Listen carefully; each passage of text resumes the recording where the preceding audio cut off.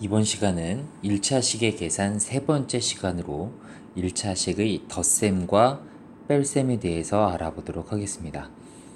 자, 우리가 여기서 두 가지 개념을 먼저 학습을 할 건데요. 첫 번째, 1차 항이라는 얘기를 해볼 거고요.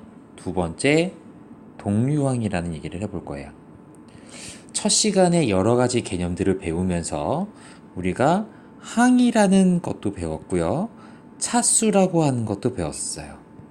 그런데 우리가 식 중에서 최고차항의 차수가 1인식을 1차식이라는 얘기는 배웠지만 그 차수가 1인 항을 1차항이라고 부른다는 얘기는 직접적으로 얘기를 하지 않았거든요. 그래서 우리가 1차 항을 추가로 얘기를 할 건데요. 이것은 그 항의 차수가 1차인 항을 얘기합니다. 그리고 두 번째, 동류항에 대해서 얘기를 해볼 건데요.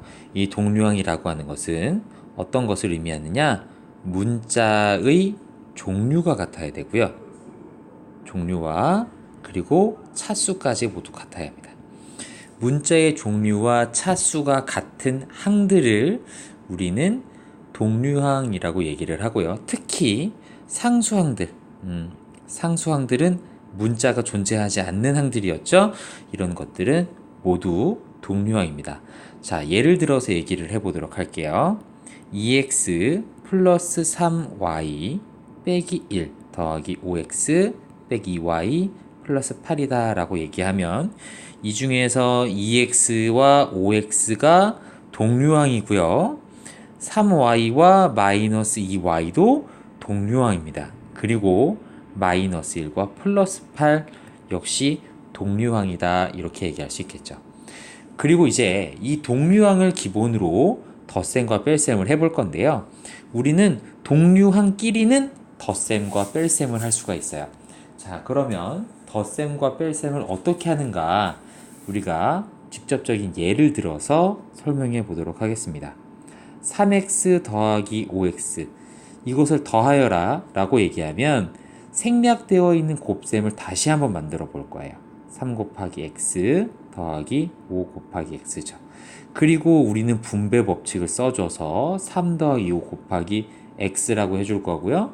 결합 법칙에 의해서 괄호 안에 있는 걸 먼저 계산이 가능하니까 8 곱하기 x 다시 생략해주면 8x다 이렇게 얘기할 수 있어요.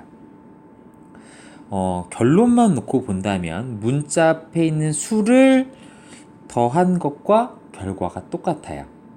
그래서 그냥 숫자끼리 더하면 된다, 빼면 된다 이렇게 할 수 있지만 그런 식으로만 기억을 하게 되면 여러분들이 동류항인지 아닌지를 판단하는데 어려움을 겪을 수 있습니다. 그래서 처음에는 조금 불편하더라도 이와 같이 분배 법칙을 사용해서 동류항인지 확인해 가면서 문제를 푸는 걸 조금 익숙해지게 만들 필요가 있어요.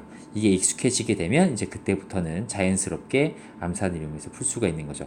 다시 한번 말해주면 꼭 동류항끼리만 더할 수 있다는 걸 기억해 두길 바랍니다.